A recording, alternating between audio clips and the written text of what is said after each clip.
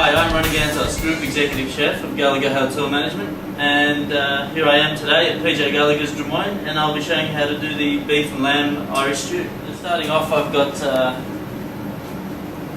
just some root vegetables: carrot, celery, onion, garlic, thyme, rosemary chopped up, and potatoes, of course, and just some diced up lamb and beef, just to make sure that you're using a secondary cut, which has more connective tissue, and upon the slow cooking process you find that it has a lot more flavour than just paying a lot of money for fillet and stuff like that. That's won't be anywhere near as good at the finish. Just seal off the meat.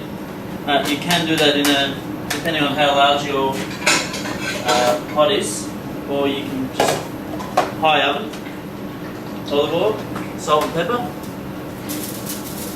always season, very important. Preheated oven, 220 degrees. Nice hot pot, just enough olive oil just to cover the bottom. And we'll start with onions and our garlic and herbs.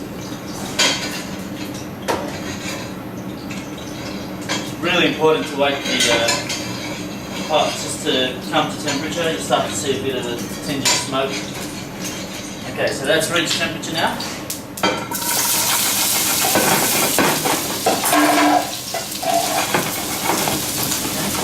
Excuse the mess.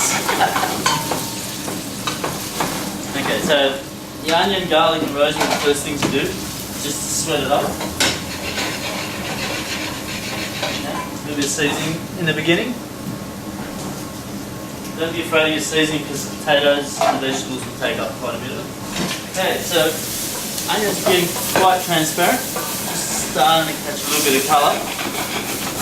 So celery, don't be afraid of cutting large. It is a there's an Irish meal, I guess you could say, and the whole idea of it is to be quite a hearty, chunky meal. And the long cooking process, your vegetables will break down, so you don't end up with no vegetables in your pot by the time the stew's ready.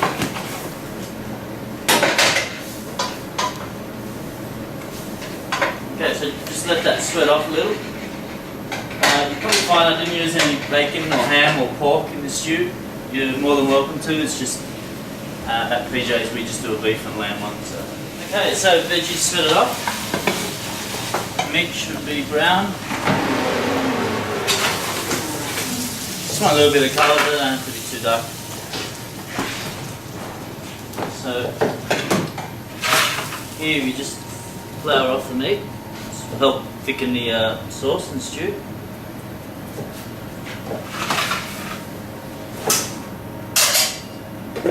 Okay, straight in.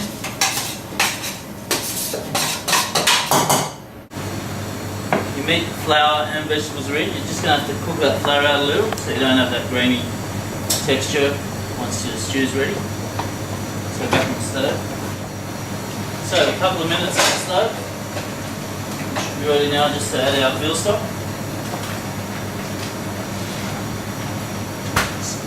The brown veal stock is always better, obviously.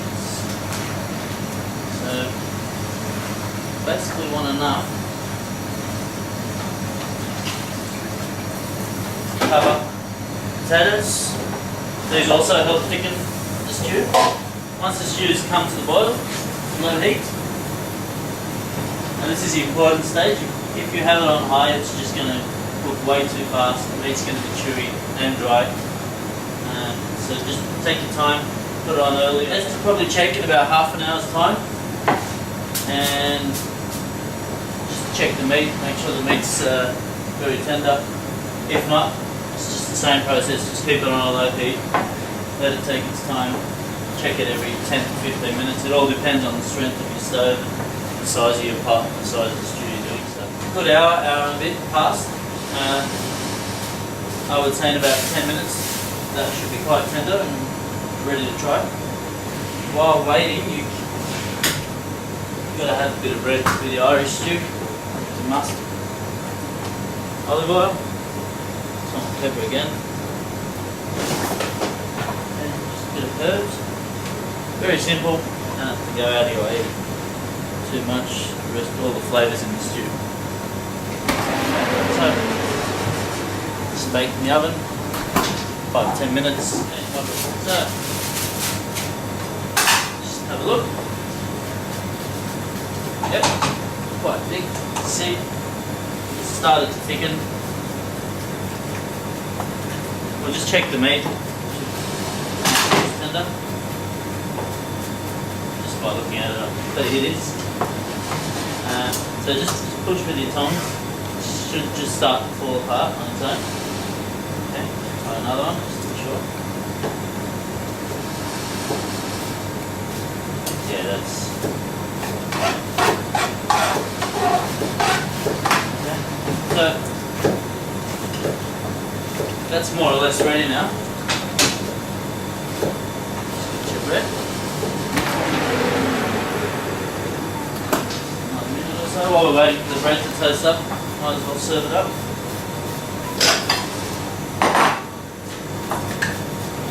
All the vegetables, all the meat.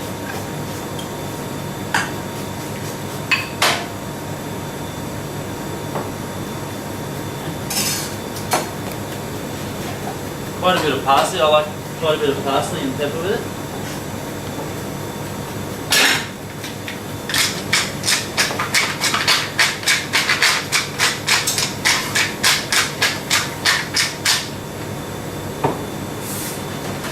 Okay.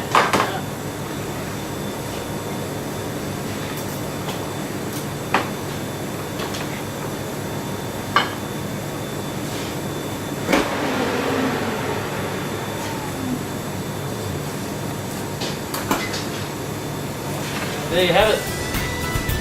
Hearty Irish stew.